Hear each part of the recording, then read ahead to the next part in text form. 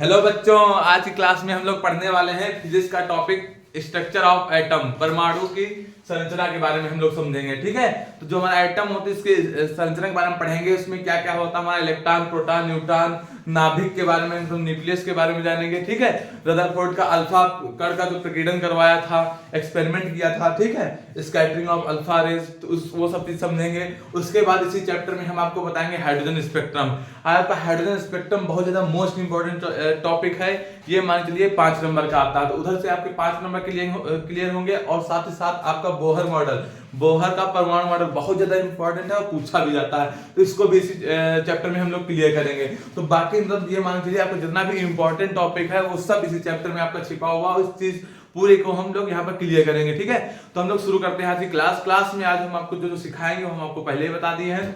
ठीक है, सही टीचर तो वही है जो एक अगर उसकी 40-45 मिनट की क्लास अगर हो रही है तो उसमें बच्चे जो है एक बार मुस्कुराएं, और बच्चे अगर मुस्कुराए नहीं, सन्न करना बैठे तो टीचर ही नहीं है। बहुत सारे टीचर आते हैं ऐसे बस चुपचाप सन्न करना आएंगे खिसलते ठीक है, पता नहीं टाइम काटेंगे, एक सवाल बताएंगे, तो बच्चे भी कहते हैं अरे हटाओ इनका, जल्दी पीरियड काटते हैं। वो भी बच्चे भी सोया करते हैं उसमें, सच बता रहे हैं। हम खुद किसी दिन बच्चे थे तो उसमें होता क्या था कि जैसे कि कोई टीचर ऐसा आ गया जिसके मन नहीं लगता है, मन किया तो पढ़ाते थोड़ी नहीं थे, बस आए हैं किसी तरह, बस आंखें दिखाया करते थे, क्या रे कहाँ कर रहा है बस ऐसे करके टाइम काट के चले जाते थे, उसमें मजा नहीं आता। अगर आप टीचर हैं और आपकी क्लास में बच्चे मुस्कुराए ना 2-4 बार, तो ये मजा नहीं है पढ़ाने में। असली टीचर वही है जिस क्लास में बच्चे मुस्कुराते रहे। हाँ, मुस्कान में मतलब बहुत लोग गलत तरीका निकाल लेते हैं कि बच्चों को खोपड़ी चढ़ाए हैं, फ्रेंडशिप किए हैं। ऐसा कुछ नहीं है, फ्रेंडशिप नहीं है, वो एक सम्मान दे रहे हैं बच्चे। जो लोग समझते हैं ना कि जैसे हमारी क्लास में देख लो, हमारी क्लास में बच्चे हमेशा मुस्कुराया करते हैं। कुछ लोग हमारे मित्र लोग क्या सोच लिए हैं, हमारे साथ के पढ़ाने वाले, कि ये जो है ये बच्चों से फ्रेंडशिप किए हैं, बच्चे इनके क्लास में ऐसे सामने बोला करते हैं। ऐसी बात कुछ नहीं है, उन लोग की जानकारी के बता दें। वो बच्चे हमें सम्मान करते हैं इसलिए हम उनको मानते हैं, इसलिए वो हमको मानते हैं, इसलिए हम उनसे ऐसे रहते हैं। बाकी पढ़ाई की बात की जाए तो पढ़ाई जैसे हम उनको कराते हैं, उनको हमारी पढ़ाई समझ में आती है, वो आप अलग से अगर चर्चा करेंगे तो आपको मैं समझा दूंगा। ठीक है, बाकी आप जहां पर हैं हम जानते हैं आपको कितनी औकात है। ठीक है, तो आप जहां पर हैं वहां पर रहिए, हम जहां पर हमें वहां रहना पसंद है तो हम वहां पर ही रहेंगे। ठीक है, चल शुरू करते हैं क्लास। हम वो वाले हैं, आपको बता दें, हम ये वाले हैं। ये होता है, ये मान लिया गला है किसी का, ठीक है, ये क्या है, गला है, ठीक, और एक ये गला है, ठीक, ये गला है, एक ये गला है। फ्रीक्वेंसी जानते ही होगी, आवृत्ति कल ही पढ़ाए थे, कल चैप्टर में। आवृत्ति क्या होती है, जब ऊपर से नीचे बढ़ती है फ्रीक्वेंसी, तो ये इसमें क्या होगी, इसमें घटेगी। इसमें क्या, पिच जानते होगे, पिच तो पढ़े होगे। जैसे कि लड़का बोलता है तो ऐसे बोलेगा, क्या रे कहाँ जाते हो, कितनी तेज आवाज निकली ना। ये हम लोग का गला है, लड़कों का गला है, बहुत तेज बोलते हैं। और लड़की कैसे बोलेंगी ए पानी लाई हो थोड़ा हमको बोतल दे दो इधर ये लड़की को गला होता है, तो उधर से रिप्लाई आएगा, हम बोतल नहीं लाए हैं जो बहुत धीरे धीरे आवाज में बात होती है, ये लड़कियों की हालत होती है। लड़कियों की हालत होती है गर्जने वाली, इतना बड़ा कंठ लिए हैं वो सब समझ रहे हो। वो चिल्लाएंगे तो 3-4 लोग को सुनाई देगा। इसलिए देखो जितने चिल्लाने वाले काम होते हैं वो सब बड़े लड़कों को दिए जाते हैं। ठीक है ना, जैसे कि कॉलेज में हो, कहीं पर भी हो, अगर कोई चिल्लाने वाला काम होता है तो अब लड़कों को बुलाया जाता है। कहीं पर डिसिप्लिन संभालना हो लड़के आते हैं, लड़कियां आती हैं ऐसा नहीं है, अपोजिट ना लेना, ऐसा कुछ नहीं होता, सब बराबर हो गए हैं, लेकिन ये चीज होती है ना। क्लास को जितना ये शांत करा सकते हैं उतना ये नहीं शांत करा सकते लड़कियों को बहुत बेइज्जती क्या करते हैं, गलत बात है। चलो देखो टॉपिक पे आते हैं। ठीक, तो आप लोग पढ़ते रहो, फिर से भी समझाएंगे। टाइम बहुत कम बचा है, धीरे धीरे टाइम कम ही हो रहा है। जैसे जैसे आप एक क्लास कर रहे हो वैसे टाइम आपका कम होता जा रहा है। आप लोग मुस्कुराते रहो, हमेशा खुश रहो, ठीक है। और क्लास जब अटेंड किया करो तो थोड़ा बहुत एंजॉय के साथ, ठीक है, लगे कि हाँ पढ़ रहे हो, समझ रहे हो कोई चीज टॉपिक को। खाली सन्न करना नहीं रहना, एकदम दुखी नहीं होना है। इस चीज को एकदम सोच के नहीं दुखी होना कि कम दिन बच्चे हैं, सर बता रहे हैं, हम डरवा नहीं रहे। जितने दिन भी बच्चे हैं मन लगा पढ़ लो बस। ठीक, चले क्लास में। देखो बच्चा, क्या आज पढ़ेंगे हम लोग, सबसे पहले जो टॉपिक पढ़ेंगे रदरफोर्ड के बारे में पढ़ेंगे। उनका जो अल्फा रेज का स्कैटरिंग था, प्रकीर्णन था, उसके बारे में जानेंगे। उससे पहले थोड़ा आपको इसका इतिहास बता देते हैं। इतिहास क्या था कि जब 1803 ईस्वी में डाल्टन आए और डाल्टन ने हमसे क्या बताया, डाल्टन को सब लोग जानते होंगे ना, 1803 में डाल्टन आए और उन्होंने एक परमाणु सिद्धांत दिया जिसमें ये बताया कि जो परमाणु होता है वो छोटे छोटे कणों से मिलकर बना होता है। जो परमाणु होता है, इन्होंने क्या बताया, छोटे छोटे कणों से मिलकर जो बना होता है, छोटे छोटे स्मॉल पार्टिकल से जो मिलकर बना होता है उसको क्या बोलते हैं, परमाणु बोलते हैं, मतलब कि एटम बोलते हैं। क्या बोलते हैं उसको, एटम बोलते हैं। तो स्मॉल स्मॉल मॉलिक्यूल से मिलकर बना होता है उसको क्या बोलते हैं, परमाणु बोलते हैं। 1803 ईस्वी में डाल्टन आया, उन्होंने ये बताया। उसके बाद क्या हुआ, उसके बाद 1897 ईस्वी में, 1897 ईस्वी की बात करें तो 1897 ईस्वी में एक साइंटिस्ट आए, थॉमसन। कौन आए, थॉमसन आए और उन्होंने क्या किया, इलेक्ट्रॉन की खोज की। किसकी खोज की, इलेक्ट्रॉन की खोज की, ठीक है। और उसमें ये साबित किया कि इलेक्ट्रॉन होता है वो ऋणावेशित होता है। इलेक्ट्रॉन कैसा होता है, निगेटिव होता है। यहाँ पर बताइए, टॉमसन ने, जे टॉमसन का पूरा नाम था, ठीक। उसके बाद लगभग उसी टाइम क्या हुआ था, उसी के टाइम 1897 ही में लगभग बेकुरल ने क्या किया था, बेकुरल ने रेडियो एक्टिविटी है ना, इंग्लिश में रेडियो एक्टिविटी बोलेंगे, रेडियो एक्टिविटी की भी खोज कर डाली, ठीक है। रेडियो एक्टिविटी की भी खोज कर डाली इसी ईयर में लगभग, ठीक। उसके बाद जो हमारा आता है वो आता है 1911 ईस्वी में, जब हमारे आए रदरफोर्ड। ये पूरे एटम के फादर हैं, ठीक है। तो मेन न्यूक्लियर के फादर कौन है, ये मतलब नाभिक के रदरफोर्ड हैं, ठीक है। रदरफोर्ड आए तो इनकी यहाँ से पूरी मतलब इतिहास इन्होंने बदल दिया, ठीक है। डाल्टन के बाद जे टॉमसन, फिर आपको एक टेबल बता देंगे बाद, मतलब इसका बहुत ज्यादा यूज है, इलेक्ट्रॉन, और तीसरा कौन सा होता है, प्रोटॉन, ठीक, और एक होता है न्यूट्रॉन, ठीक। इलेक्ट्रॉन, प्रोटॉन, न्यूट्रॉन होता है। तो इन तीनों को हम आप याद क्या रखेंगे, इसका सबसे पहले तो आप याद रखेंगे आवेश। आवेश मतलब चार्ज, आवेश मतलब चार्ज। तो आवेश चार्ज होता है, इंग्लिश में चार्ज बोलते हैं। इलेक्ट्रॉन पर चार्ज कितना होता है, माइनस का, इस पे होता है प्लस का, इस पे होता है उदासीन। उदासीन मतलब न्यूट्रल, जीरो होता है, ठीक। उसका चार्ज की वैल्यू की बात करें तो इसमें वैल्यू कितनी होती है, वैल्यू की बात करें तो वैल्यू इसकी क्या होती है, माइनस की 1.6 न्यूटन की पावर माइनस 19 कूलम होता है, ठीक है बच्चा।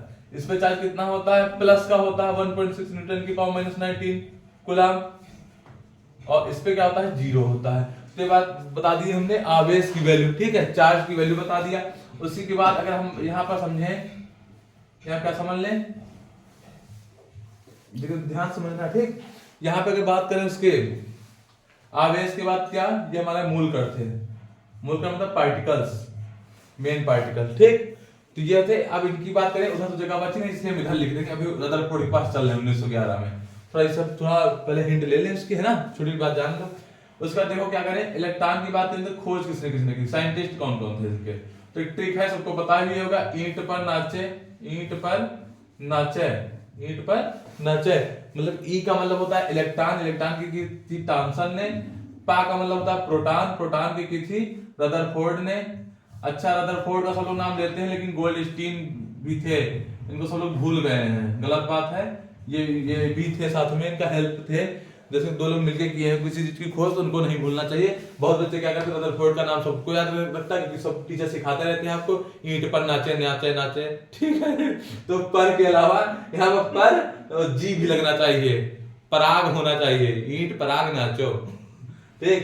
तो गा का मतलब गोल्डस्टीन का भी नाम आपको भूलना नहीं है, ठीक, इनका एकदम ना भूलना।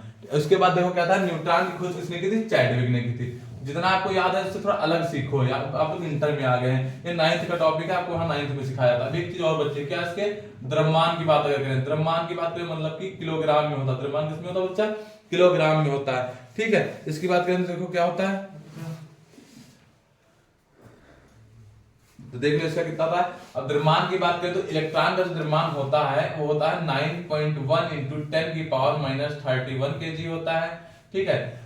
मतलब प्रोटॉन का भी कितना होता है 1.67 10 की पावर माइनस 27 होता है किलोग्राम में, और न्यूट्रॉन का भी इतना ही होता है 1.67 10 की पावर माइनस 27 kg होता है।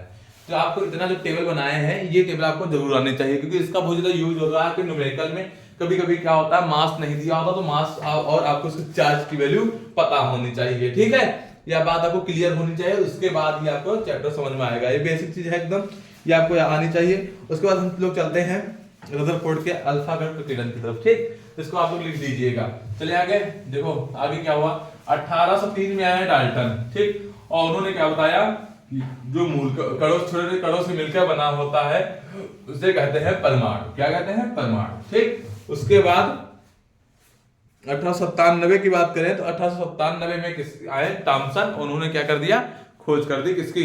इलेक्ट्रॉन की। और प्रोटॉन की खोज कब हुई थी? 1919 में, शायद 1932 में तो न्यूट्रॉन की खोज की थी। 1932 में न्यूट्रॉन की खोज की थी चैडविक ने। ठीक। अब 1911 की बात करते हैं, रदरफोर्ड का। हेडिंग डाल लो, रदरफोर्ड का अल्फा कण प्रकीर्णन प्रयोग। Rutherford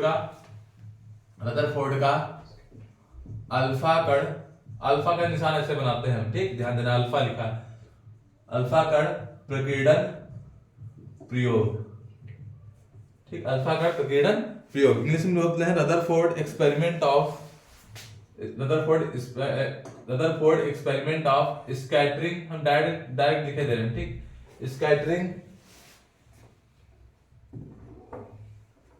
scattering of alpha particles. Scattering of alpha particles.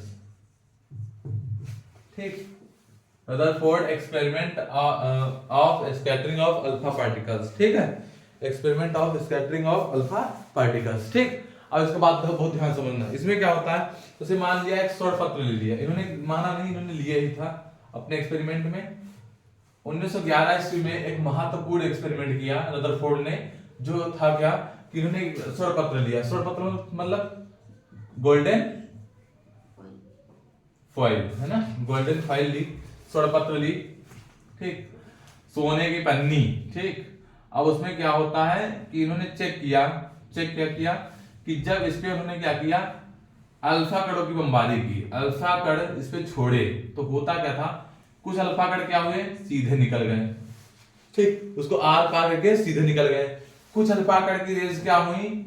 वहीं से छू के मुड़ गई। ठीक, कुछ अल्फा कण की रेस क्या हुई? उसके जो बीच में गोले दिख रहे हैं इनको छू के निकल गए। ध्यान देना। और कुछ क्या हुए? अल्फा पार्टिकल से टकरा के सीधे वापस आ गए। ठीक, ऐसे इन्होंने क्या किया, बहुत सारे अल्फा कण की बमबारी की, लेकिन क्या उन्होंने देखा कि कुछ जगह से क्या हो रहा, अल्फा कण मुड़ जा रहा है लेकिन इसको भेद नहीं पा रहा। तो ये ऐसा क्यों हो रहा है? तो उनके मन में विचार आया कि ये कोई भगवान की देन होगी। ठीक है, जैसे अपने भारत के लोग होते तो यही सोचते ये तो भगवान की देन है, ये अपने आप मुड़ रहा होगा। तो लेकिन वो था रदरफोर्ड विदेशी। ठीक, तो उसके मन में क्या आया कि ये क्यों मुड़ रहा है, यहां से क्यों मुड़ रहा है? तो उन्होंने इसका नाम दे दिया क्या? न्यूक्लियस। इसका नाम दे दिया नाभिक। क्या कह दिया? ये क्या है? नाभिक है, न्यूक्लियस है। इंग्लिश में बोलते हैं न्यूक्लियस, है ना। इन्होंने बता दिया क्या है? न्यूक्लियस है, नाभिक है। यहां से क्या होता है बताया क्या इन्होंने कि नाभिक क्या होता है? बहुत ज्यादा शक्तिशाली है, और बहुत ज्यादा शक्तिशाली है, इसलिए इसको क्या कर रही है? अल्फा रेस जो जा रही है, अल्फा पार्टिकल, अल्फा जो कट जा रहे हैं वो क्या कर रहे हैं? इसको भेद नहीं पा रहे हैं, इसके आर पार नहीं निकल पा रहे हैं। इसलिए यहाँ पर क्या है कि नाभिक है, नाभिक जो होता है न्यूक्लियस बहुत ज्यादा शक्तिशाली है। ठीक है, क्यों? क्योंकि देखो अब आगे इन्होंने खोज की, उससे ये पता चला जो अल्फा नाभिक हमारा होता है, मतलब न्यूक्लियस, उसके अंदर क्या था? आपका पूरा पूरा पॉजिटिव था। पूरा कैसा था? पॉजिटिव से भरा हुआ था। मतलब बात करें प्रोटॉन की तो इसके अंदर प्रोटॉन थे और प्लस थे न्यूट्रॉन। यहीं पर रदरफोर्ड ने एक और खोज की थी, किसकी? प्रोटॉन की खोज। प्रोटॉन की खोज इसी के द्वारा किया था, नाभिक के द्वारा। ठीक, उन्होंने बताया क्या? नाभिक के अंदर प्रोटॉन और न्यूट्रॉन होते हैं। प्रोटॉन कैसा होता है? हमने आपको चार्ज बताया था, पॉजिटिव होता है प्लस का। न्यूट्रॉन पे तो कोई चार्ज होता नहीं है, न्यूट्रॉन केवल इसको बांधे रखता है। ठीक है, कोई चीज अकेले नहीं रुक सकती जब तक उसके साथ ही कोई नहीं होगा। तो न्यूट्रॉन क्या कर रहा है? खाली इसको बांधे रख रहा है। क्या पूरा शक्ति किसकी है? प्रोटॉन की। तो प्रोटॉन पॉजिटिव था, इसलिए हमारा नाभिक भी कैसा होगा? न्यूक्लियस भी कैसा होगा? पॉजिटिव ही होगा। अब काम जो हमारे इलेक्ट्रॉन कर रहे थे, इलेक्ट्रॉन क्या करते थे? बाहर माइनस के थे, अपनी एक निश्चित कक्षाओं में क्या करते थे? फिक्स क्लासेस में क्या करते थे? राउंड मारा करते थे। किसका? न्यूक्लियस का। तो ये अभी बताया गया। ठीक, बात समझ में आ रही कि नहीं आ रही? प्रोटॉन न्यूट्रॉन कहां होते हैं? उसके नाभिक में होते हैं। उसके नाभिक का मतलब उसके न्यूक्लियस में होते हैं, केंद्रक में होते हैं, बीच में। और इलेक्ट्रॉन क्या करते हैं? बाहर उसके चक्कर लगाते हैं। ये पूरा सिद्धांत जहां से क्लियर हुआ। अब इसके द्वारा उन्होंने कुछ बहुत सारे मत दिए। ठीक है, 3-4 मत आए। पहली बात कि उन्होंने बताया कि जो परमाणु का अधिकांश भाग होता है वो भीतर से खोखला होता है। क्या बताया? लाइन से लिख देते हैं। पहला बताया कि परमाणु का पहला पॉइंट बताया, निष्कर्ष क्या निकले ये आपको लिखने पड़ेंगे। चित्र बनाने के साथ साथ जो कहानी बताएं थी वो भी सब लिखोगे। उसका निष्कर्ष मतलब कि कंक्लूजन, है ना। उसके बाद उसमें लिखोगे क्या कि परमाणु का अधिकांश भाग कैसा होता है? परमाणु का अधिकांश भाग खोखला होता है। अधिकांश भाग खोखला होता है, ठीक है, पहले लाइन में बताया। नंबर 2 में क्या बताया, परमाणु का अधिकांश भाग खोखला होता है, ठीक है, या किसी भी दशा में ठोस नहीं हो सकता है, जैसा कि थॉमसन ने माना था, ठीक।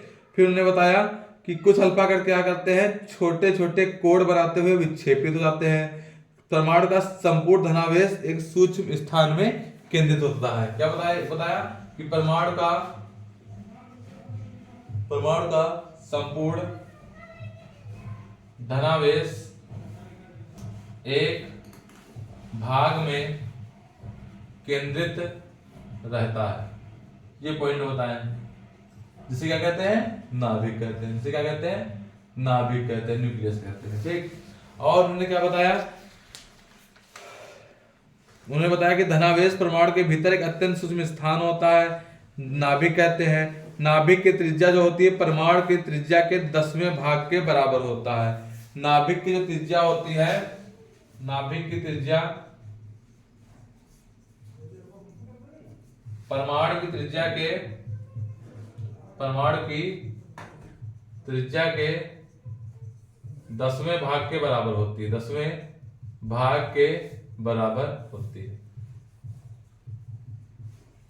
ठीक है। परमाणु की त्रिज्या के 10वें भाग के बराबर होती है, ठीक। और उन्होंने इस प्रयोग का क्या कर ली, धनावेश के विस्तार के संबंध में विस्तार रूप से जानकारी भी प्राप्त कर ली, ठीक। ये उन्होंने बताया। अब क्या हुआ, उनका एक्सपेरिमेंट हुआ, उस पर बहुत और चीजें पॉइंट लिख सकते हो कि इसमें क्या हुआ, कुछ क्या अल्फा कण क्या गई, रेस गई और वहां से अपना कोड क्या हुआ, उनका अलग से एंगल बन गया, मुड़ गई, सीधे वापस आ गई, निकल गई, पार कर गई, ठीक। ये सब पॉइंट वहां पे लिख सकते हो जो बोले थे पहले। ये हमको मेन वाले आपको बता रहे हैं। अब क्या हुआ, इन्होंने एक्सपेरिमेंट दे दिया, लेकिन उसमें क्या रह गई, कुछ कमियां रह गई, ठीक है। रदरफोर्ड के परमाणु मॉडल में कुछ कमियां रह गई। जो 1911 इसमें रदरफोर्ड ने परमाणु मॉडल दिया कि रदरफोर्ड ने परमाणु मॉडल जो दिया था, इसमें बताया था कि परमाणु का द्रव्यमान जो होता है वो क्या होता है, समस्त धनावेश जो होता है परमाणु के केंद्र में स्थित होता है। समस्त धनावेश जो धनावेश मतलब जो पॉजिटिव चार्ज होता है वो पूरे से सेंटर पॉइंट में होता है, वो क्या होता है कि इसे न्यूक्लियस कहते हैं, नाभिक कहते हैं। ये जो बताया उन्होंने तो ये सही था। उसके बाद उनके क्या रह गई, कुछ कमियां रह गई। तो कमियां क्या क्या रह गई, रदरफोर्ड के मॉडल में कुछ कमियां रह गई। अब पूछा भी जाता है क्वेश्चन कि रदरफोर्ड मॉडल जो 1911 में हुआ था उसमें क्या क्या कमियां रह गई। तो कमियां क्या बच्चा रह गई ये भी जान लो। तो पहली कमियां रह गई थी उनके स्थायित्व के, परमाणु के स्थायित्व के संबंध में, परमाणु के स्थायित्व के संबंध में व्याख्या नहीं कर पाए, स्थायित्व की व्याख्या नहीं कर पाए थे। मतलब स्टेबिलिटी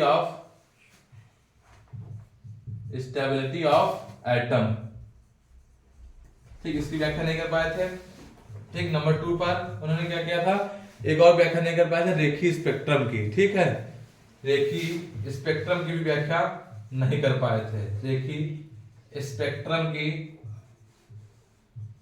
व्याख्या के संबंध में, ठीक है। 2 की नहीं, मतलब एक्सप्लेनेशन ऑफ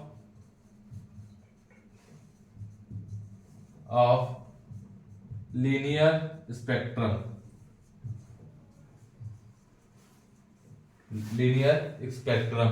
दो जो थी इनकी क्या थी, कमियां थी जो ये नहीं कर पाए थे रदरफोर्ड के मॉडल में, ठीक। तो इनको भी आपको याद रखना है। उसके बाद देखो हमारा जो आता है मेन, क्या आता है, ठीक है, इसको नोट कर लो बच्चा। उसके बाद हम लोग पढ़ेंगे क्या, estimation of the size of nucleus, ठीक है। इसको मिटा देते हैं।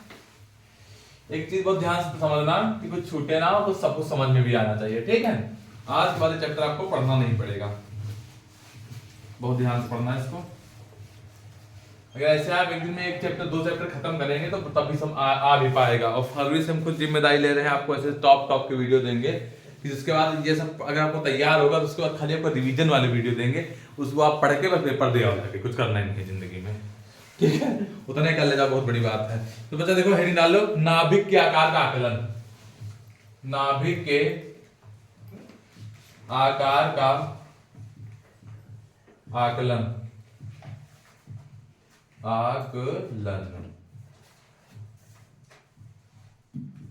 एस्टिमेशन क्या है, estimation of the size of nucleus LEUS, English बड़ी कमजोर है। साइज ऑफ न्यूक्लियस, ठीक। नाभिक के आकार का आकलन। देखो बच्चा, जैसे कि कोई भी नाभिक है तो नाभिक के अंदर क्या होता है, हमने बताया था प्रोटॉन होता है प्लस न्यूट्रॉन होता है। लेकिन अगर हम बोल दे कि अल्फा के जैसे पार्टिकल डाले गए थे, ठीक, हमने भी देखा था कि नाभिक तो हमारा इधर था, नाभिक का मान लिया यहाँ पे प्रोटॉन की संख्या जेड मान ली। जेड क्या होता है, देखो बच्चा दो चीज याद रखना आप लोग। जैसे कि कार्बन की बात करें, यहाँ पे C6 होता है, यहाँ पे 12 होता है, ठीक। मतलब कि 6 नीचे होता है, 12 ऊपर। नीचे वाला क्या होता है हमारा, ये होता है एटॉमिक नंबर। क्या होता है बच्चा, एटॉमिक नंबर होता है। हिंदी बोलेंगे बच्चा इसको परमाणु क्रमांक। क्या बोल देंगे इसको, परमाणु क्रमांक होता है,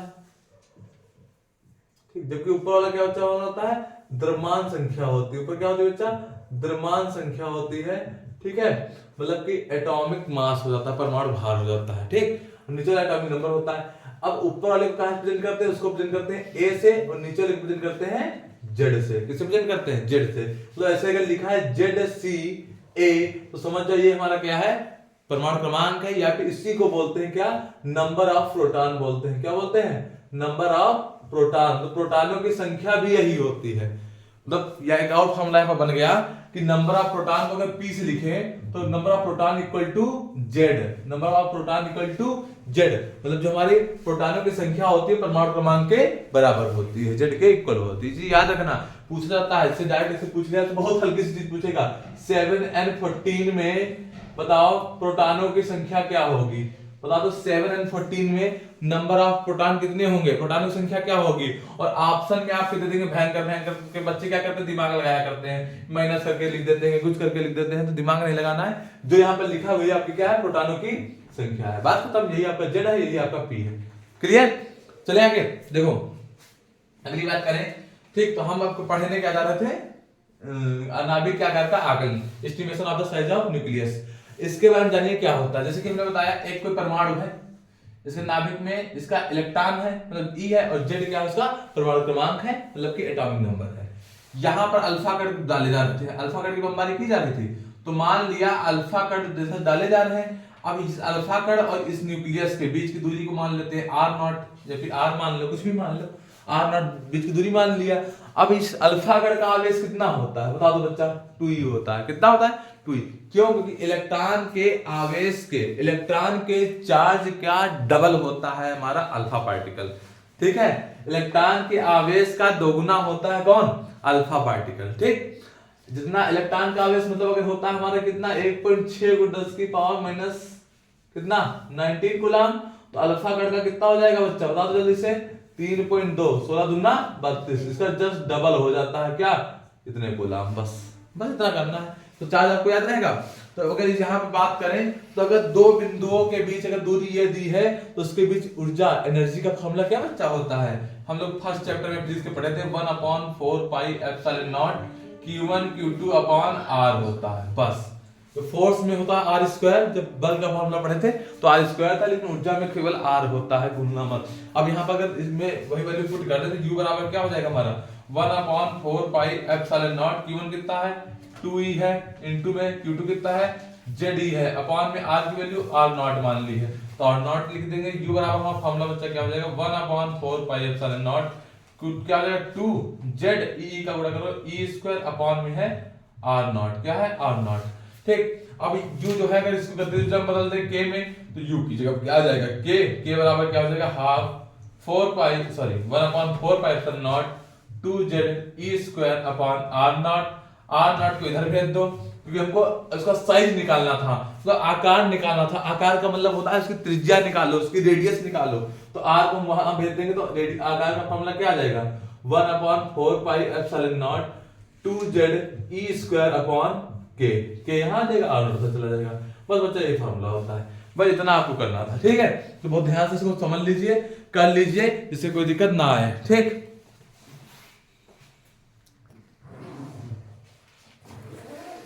देखो बच्चा, ये बोहर का परमाणु मॉडल है, इसको हमने पहले से लिख लिया क्योंकि आपको थ्योरी इतनी लिखनी पड़ेगी, ठीक है।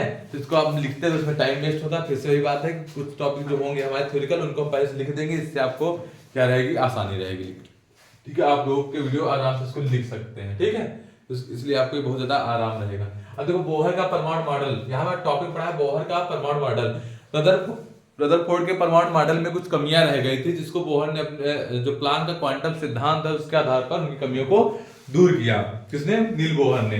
कब? 1913 ईस्वी में। 1913 ईस्वी में 11 में उन्होंने दिया ही था, और 13 ईस्वी में नील बोहर, इनका पूरा नाम था नील बोहर, ठीक।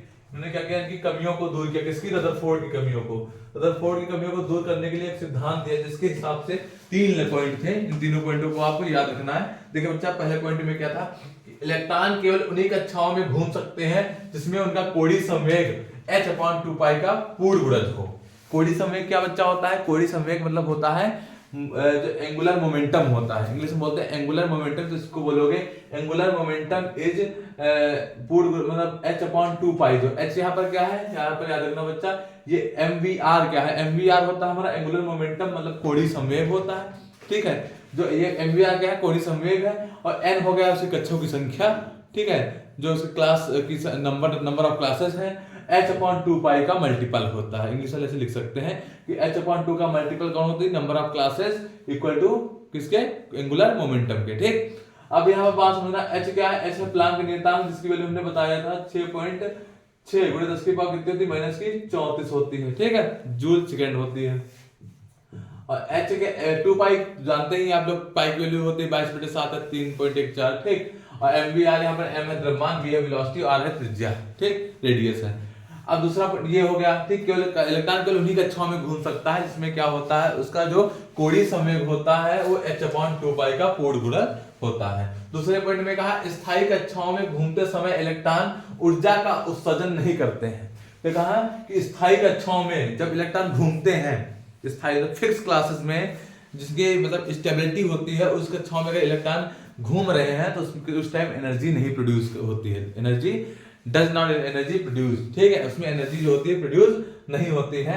अतः आगे कहा गया है परमाणु का स्थायित्व जो है, जो स्टेबिलिटी ऑफ एटम है वो क्या होती है, बनी रहती है, ठीक है। स्टेबिलिटी ऑफ एटम क्या होती है, बनी रहती है, मतलब परमाणु का स्थायित्व बना रहता है, ठीक। ये बात याद रहेगा, स्थायी कक्षाओं में जब इलेक्ट्रॉन घूमते हैं तो उस समय ऊर्जा का उत्सर्जन नहीं होता है, ठीक है, इसलिए क्या होता है, अतः परमाणु का जो स्थायित्व होता है वो क्या रहता है, बना रहता है, ठीक। दूसरी बात याद रखना बच्चा, तीसरी बात क्या कह रहा है, जब परमाणु को किसी कारणवश बाहर से ऊर्जा मिलती है, अब उसमें तो ऊर्जा उत्पन्न नहीं होती है, मैंने बताया एनर्जी उसमें प्रोड्यूस नहीं होती है, तो अब क्या हुआ, किसी भी रीजन से उसको बाहर से एनर्जी मिली, उसको बाहर से ऊर्जा मिली, तो क्या हुआ, उसका कोई भी इलेक्ट्रॉन अपनी निश्चित कक्षा को छोड़कर किसी ऊंची कक्षा में चला जाता है। मतलब जो निम्न क्लास होती है, नीचे लेयर क्लास होती है, उससे वो कक्षा से ऊपर वाले हाई क्वालिटी में चला जाता है, हाई क्लास में चला जाता है, ठीक है। तो अगर इसको मान लेते हैं, इसी को परमाणु की क्या कहते हैं, उत्तेजित अवस्था कहते हैं। अब इसको अगर मान लेते हैं hν E2 - E1, E1 जो है पहली कक्षा की एनर्जी है, E2 क्या है, दूसरी कक्षा की एनर्जी है। तो जब इलेक्ट्रॉन था दूसरी कक्षा से पहली कक्षा में चला गया तो hν बराबर हो जाएगा E2 - E1, और ν बराबर क्या हो जाएगा, h इसके बटे में आ जाएगा। तो ν का फॉर्मूला बच्चा क्या हो गया, E2 upon E1 upon h हो जाएगा। ये क्या हो जाएगा आपका, E2 - E1 अपॉन h हो जाएगा। इसी के लिए 1922 ईस्वी में, ठीक है, इसीलिए 1922 ईस्वी में इनको नोबेल पुरस्कार भी मिला। नोबेल पुरस्कार इनको मिला था 1922 में, ठीक है, ये भी आपको याद रखना है। इसके लिए उनको 1922 में क्या मिला, नोबेल पुरस्कार मिला, ठीक है। समरफील्ड और दी ब्रोगली ने भी अनेक से सुधार इसमें किए थे, ठीक है, समरफील्ड और दी ब्रोगली ने भी इसमें सुधार किए थे, ठीक। तो ये उनका था पूरा परमाणु मॉडल, बोहर का परमाणु मॉडल, ठीक है, इसको बहुत ध्यान से पढ़ लीजिए। अब चलेंगे नेक्स्ट टॉपिक पर, ठीक।